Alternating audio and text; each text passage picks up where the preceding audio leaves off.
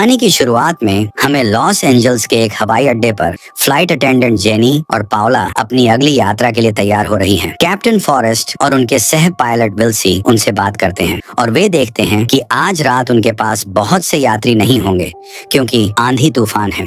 विल्सी भी कुछ दवा लेता है क्योंकि वह अच्छा महसूस नहीं कर रहा है। फिर अटेंडेंट आज रात के यात्रियों से मिलते हैं। जॉर्ज एक किशोर है जो हमेशा अकेले उड़ान भरता है और उसे घुटन पसंद नहीं है। बेव अपने पति डॉक्टर किंगस्टन के साथ आई है जिसे पार्किंसन की बीमारी है जो उसे हिलने डुलने या बोलने की अनुमति नहीं देती है। सेना की मेडिक शिलाह उड़ान भरने से घबरा रही है जबकि लुइस अपनी बिल्ली के साथ आराम कर रही है। नियाल और सुसान एक बच्चे की उम्मीद कर रहे हैं और वे काफी रोगाणु भयभीत हैं, इसलिए वे बैठने से पहले अपनी सीटें साफ करते हैं। जबकि हॉर्स्ट और निक्का उत्साहित विदेशी हैं जो बहुत अच्छी अंग्रेजी नहीं बोलते हैं। हेनरी हैमस्टर्स का एक पिंजरा लाया है और जब राल्फ उसे स्टोरेज बिन में रखने में मदद करने की कोशिश करता है तो उसे इस प्रक्रिया में काट लिया जाता है। पिंजरा फिट नहीं हो रहा है, इसीलिए फ्लाइट अटेंडेंट हेनरी को इसे कार्गो होल्ड में भेजने के लिए मजबूर करते हैं। व्यवसायी प्रेस्टन छींकता रहता है, जाहिर तौर पर विल्सी जैसी ही बीमारी से पीड़ित है। जैसे ही विमान आखिरकार उड़ान भरता है, जेनी को नियाल को अपना फोन काटने के लिए याद दिलाना पड़ता है और जब वह मना करता है तो हेनरी उसे ऐसा करने के लिए मजबूर करता है। दोनों आदमी गुस्सा हो जाते हैं और बहस करते हैं, इसलिए जेनी उन्हें यह याद दिलाकर अपनी सीटों पर वापस भेज देती है कि अगर वे अच्छा व्यवहार नहीं करते हैं तो उन्हें उतरने पर गिरफ्तार किया जा सकता है।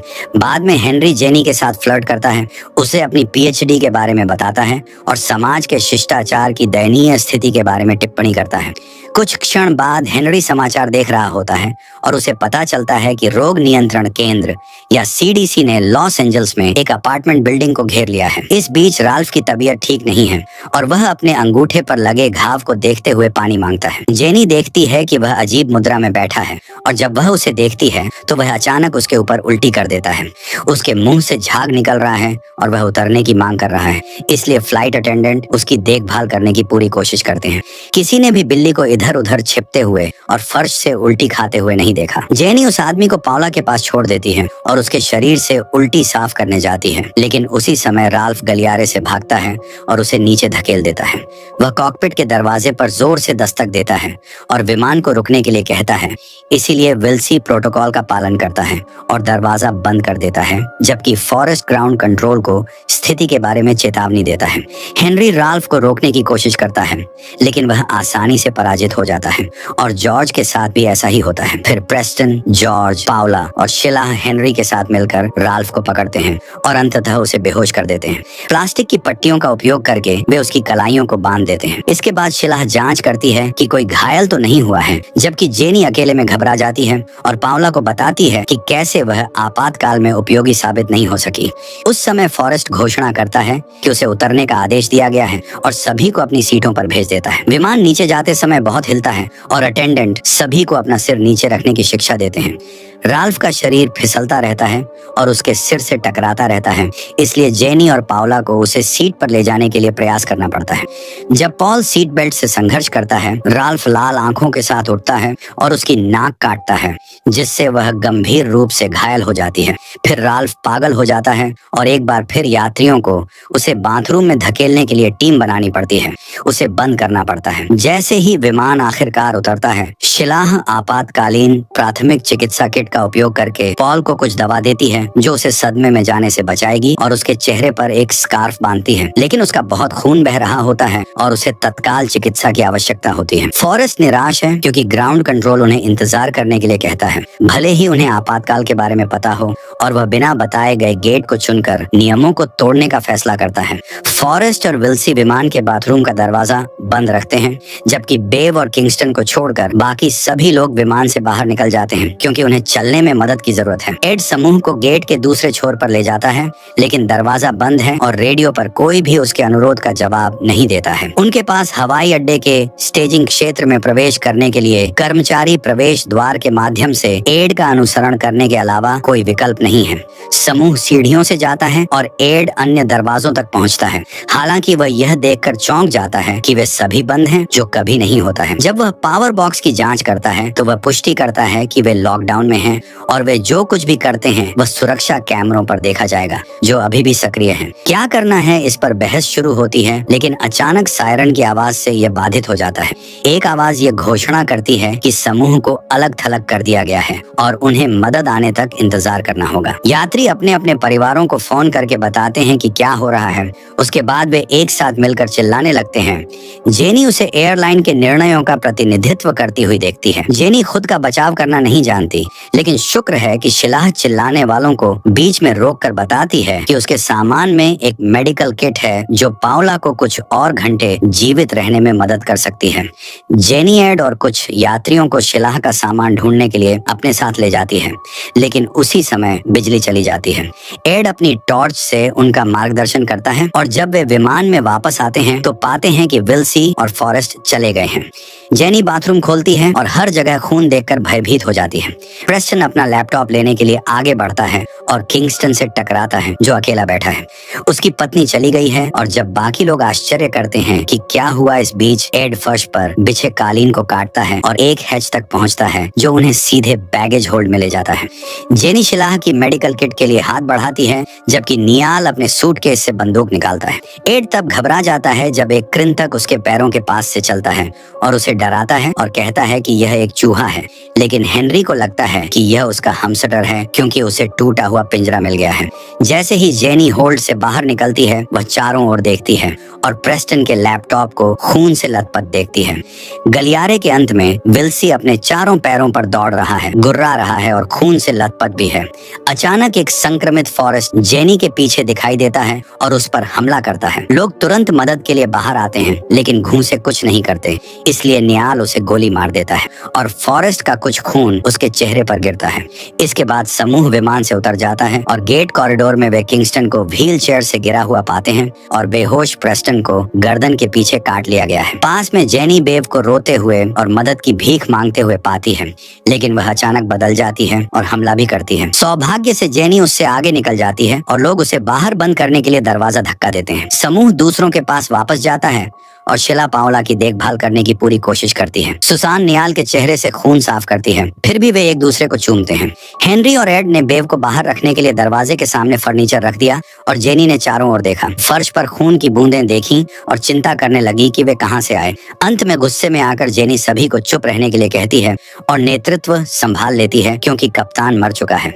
शिलाह बताती है कि यह कोई झात बीमारी नहीं है और जेनी को समाचार में दिखाई गई इमारत याद है जिसे भी संग्रोधित किया गया था। किंगस्टन ने पास में बहुत लाल आंखों वाले एक चूहे को देखा, लेकिन वह मुश्किल से गुनगुना पा रहा था, इसलिए उसे सुना नहीं जा सका। चूहा उसके सिर पर गिरता है और जॉर्ज के उसे गिराने से पहले उसे काटने में कामयाब हो जाता है। जब लोग बाल्टी में चूहे को पकड़ते हैं, शिलाह घाव का इलाज करती है। फिर समूह जॉर्ज और पाओला को एक टोकरे में बंद करने के लिए सहमत होता है अगर वे भी बदल जाते हैं। फिर एड चूहे को पकड़ने के लिए दस्ताने का उपयोग करता है और देखता है कि उसके पैर पर एक टैग है, जिसका अर्थ है कि यह एक प्रयोगशाला से भाग गया है। जॉर्ज कहता है कि हेनरी इसे लाया और हैमस्टर के बारे में झूठ बोला क्योंकि उसे यकीन है कि उसने पहले पिंजरे में लंबी पूंछ देखी थी। जब हेनरी ने इनकार किया तो जेनी उसे सच्चाई की मांग करने के लिए एक तरफ ले गई और हेनरी ने कसम खाई कि उसने ऐसा नहीं किया, ये बताते हुए कि लैब के चूहे सुरक्षा जांच से नहीं गुजर सकते थे। जब वे सांत्वना के लिए एक दूसरे को गले लगाते हैं, अचानक राल्फ बाहर आता है और हेनरी के उसे रोकने के प्रयासों को अनदेखा करते हुए जेनी पर कूद जाता है। अन्य लोग चीखने की आवाज सुनते हैं और मदद के लिए दौड़ पड़ते हैं। अपनी ताकत को मिलाकर राल्फ का नली से गला घोंट देते हैं। उस समय एड को रेडियो पर एक संदेश मिलता है जिसमें कहा गया है कि सीडीसी आखिरकार वहां पहुंच गया है। समूह दरवाजे पर इकट्ठा होता है, लेकिन 4 अधिकारी उन्हें बाहर जाने देने के बजाय अंदर आ जाते हैं। वे समूह को बंदूक की नोक पर रखते हैं और चूहे और नियाल के हथियार लेते हैं। फिर वे पाओला और किंगस्टन के पास इंजेक्शन देने जाते हैं। समूह स्पष्टीकरण मांगता है, लेकिन अधिकारी केवल यह कहते हैं कि यह प्रोटोकॉल है। अधिकारी फिर दूसरों से भी इंजेक्शन के लिए सहमत होने की मांग करते हैं। हर कोई हिचकिचा रहा है, इसलिए लुस पहले स्वयं सेवा करती है, लेकिन उसे इंजेक्शन दिए जाने से पहले उसकी बिल्ली उसकी गर्दन काट लेती है और भाग जाती है, जबकि एक अधिकारी गोली चलाता है और हर गोली चूक जाती है। किंगस्टन आखिरकार रूप बदल लेता है और उस आदमी पर कूद पड़ता है और उसे काटता है। अन्य अधिकारी किंगस्टन को गोली मार देते हैं और अपने साथी को दूर ले जाने की कोशिश करते हैं, लेकिन दरवाजा बंद पाते हैं। वे उसे खोलने के लिए उस पर गोली चलाते हैं और बाहर भागते हैं। इसलिए हॉर्स्ट मौका पाकर उनका पीछा करता है। पुलिस उन्हें देखते ही गोली चलाती है और एक एजेंट को छोड़कर सभी को मार देती है, जिसे केवल पैर में गोली लगती है। समूह दरवाजा बंद करने से पहले जीवित एजेंट को अंदर खींचता है। सुसान तब रुकती है जब वह देखती है कि नियाल के मुंह से झाग निकल रहा है, इसलिए अन्य लोगों को उसे अंदर खींचना पड़ता है और वे समझाते हैं कि वह भी संक्रमित है। कंटेनर बंद करने के बाद शिलाह बताती है कि प्रत्येक इंजेक्शन का रंग अलग था, इसलिए हर किसी को अलग अलग इंजेक्शन लग रहे थे, चीज और सिर्फ प्रोटोकॉल नहीं। हेनरी ने खुलासा किया कि उसने एक बंदूक उठाई और अधिकारी को वह कबूल करने के लिए मजबूर किया जो वह जानता था। ये पता चला कि वह सीडीसी के साथ नहीं है, वह वास्तव में सीबीडीटी या केमिकल बायोलॉजिकल डोमेस्टिक टेररिज्म संगठन के साथ है, जो होमलैंड सिक्योरिटी के तहत काम करता है। उनकी एक यूनिट कुछ घंटे पहले एलए के उस अपार्टमेंट में गई थी, लेकिन कोई भी बाहर नहीं आया। अटारी में उन्हें एक पंथ द्वारा बनाई गई जैव आतंक प्रयोगशाला मिली। उन्होंने एक उत्तरजीवी के आधार पर एक इलाज विकसित करने की कोशिश की, लेकिन इससे यह और भी बदतर हो गया, जिसका अर्थ था कि यह समूह अगला मानव परीक्षण होने जा रहा था। चूहों में बीमारी की पुष्टि होने के बाद अधिकारी हेनरी से बंदूक ले लेता है और खुद को हटा देता है। निक्का का ब्रेकडाउन हो जाता है, जबकि एड को याद है कि यह टर्मिनल अक्सर एक पुरानी जल निकासी सुरंग के कारण भर जाता है, जिसका अर्थ है कि अगर वे इसे पा लेते हैं तो वे इससे बच सकते हैं। अचानक विल्सी कंटेनर के ऊपर एक खुले स्थान पर प्रकट होता है और एड का हाथ पकड़ लेता है, इसलिए हेनरी उसे गोली मारने की कोशिश करता है, लेकिन उसे पता चलता है कि उसके पास कोई गोली नहीं है। एड जॉर्ज से एक बटन दबाने के लिए कहता है, जो कंटेनर को ऊपर उठाता है और विल्सी को एक बीम से कुचल देता है। इसके बाद समूह कंटेनर छोड़ देता है और एड उन्हें क्षेत्र के माध्यम से मार्गदर्शन करता है, जबकि जेनी नोटिस करती है कि हेनरी गायब है। निक्का पीछे चलती है और अचानक कुछ उसे दूसरों से दूर खींच लेता है, इसलिए समूह भागने के लिए सीढ़ियों पर चढ़ जाता है। गुप्त रूप से हेनरी एक अन्य बंदूक के साथ एक बैग तक पहुंच रहा है। जैसे ही समूह भागता है, जेनी ठोकर खाती है और पाउला को ढूंढती है, जो भी रूपांतरित हो गई है। फिर समूह एक कार्यालय में पहुंचता है, जहां वे टर्मिनल ब्लूप्रिंट की तलाश करते हैं, जो उन्हें दीवार के पार जल निकासी सुरंग खोजने का रास्ता दिखाता है। इस बीच जॉर्ज ने खुलासा किया कि उसने हेनरी का बैग चुराया था और उसके अंदर उसे प्रयोगशाला प्रयोगों को रिकॉर्ड करने वाले संदिग्ध दस्तावेज मिले। एक रहस्यमय बॉक्स का तो जिक्र ही नहीं। उस समय सुसान और नियाल उन्हें ढूंढ लेते हैं और हमला करने की कोशिश करते हैं, लेकिन हेनरी वापस आ जाता है और समय रहते उन दोनों को गोली मार देता है। एड ने देखा कि हेनरी को काट लिया गया था और जॉर्ज ने मौके का फायदा उठाकर बॉक्स खोला, जिसमें दवाइयों का एक गुच्छा और एक सिरिंज निकली। हेनरी ने आखिरकार स्वीकार किया कि वह चूहों को लाया था और बताया कि वह अधिकारी द्वारा बताए गए पंथ का हिस्सा है। उनका लक्ष्य ग्रह को मनुष्यों से मुक्त करना है, जो हर दिन अधिक हिंसक और विनाशकारी होते जा रहे हैं। हेनरी ने जेनी को मारने की धमकी दी।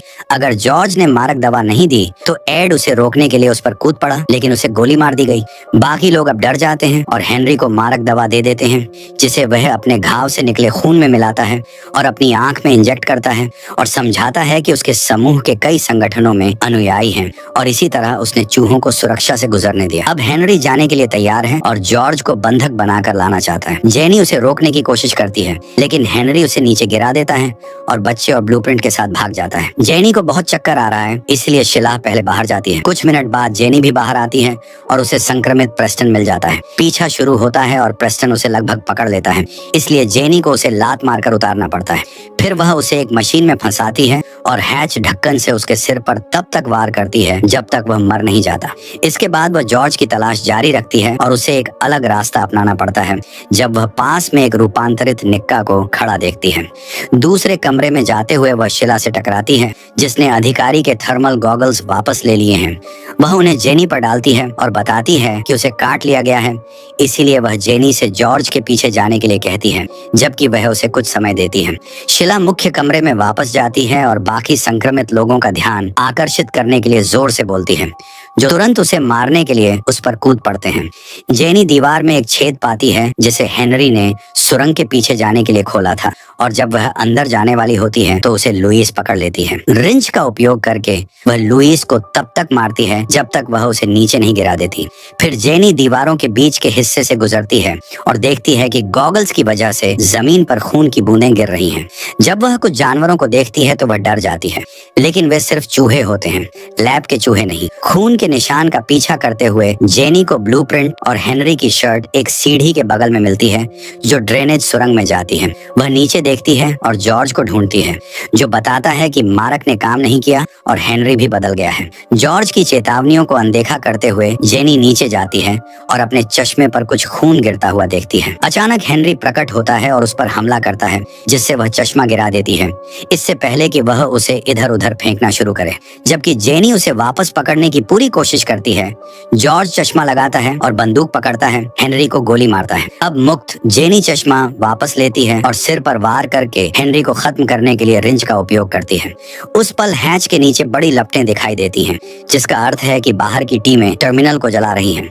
दुर्भाग्य से निकास अवरुद्ध है, लेकिन जेनी को एक सामान मिल जाता है। सुरंग में घुसकर ढक्कन को लात मारकर गिरा देता है। जॉर्ज वहां जाने से बहुत डरता है, इसलिए जेनी उसे चश्मा देती है और सुरक्षा के लिए उसे पहले जाने देती है। जैसे ही वे बाहर विस्फोटों की आवाज सुनते हैं, दोनों जितनी तेजी से हो सके भागते हैं। हालांकि जल्द ही जेनी थकने लगती है और उसे पता चलता है कि वह संक्रमित है।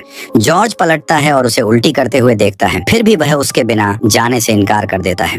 जेनी सिर्फ उसके लिए उसका पीछा करने के लिए सहमत हो जाती है। अंततः वे निकास द्वार ढूंढ लेते हैं जो सलाखों से अवरुद्ध है। जॉर्ज किसी तरह उनमें से गुजरने में कामयाब हो जाता है और जब वह फिर से मुड़ता है तो रूपांतरित जेनी सलाखों के बीच से उस पर हमला करने के लिए पहुंचती है। शुक्र है कि वह अंदर आने के लिए बहुत बड़ी है और जॉर्ज अपनी जैकेट उतारकर आजाद हो जाता है। बाद में जॉर्ज आखिरकार हवाई अड्डे से भागने में सफल हो जाता है। इसी सस्पेंस के साथ मूवी समाप्त। Thanks for watching.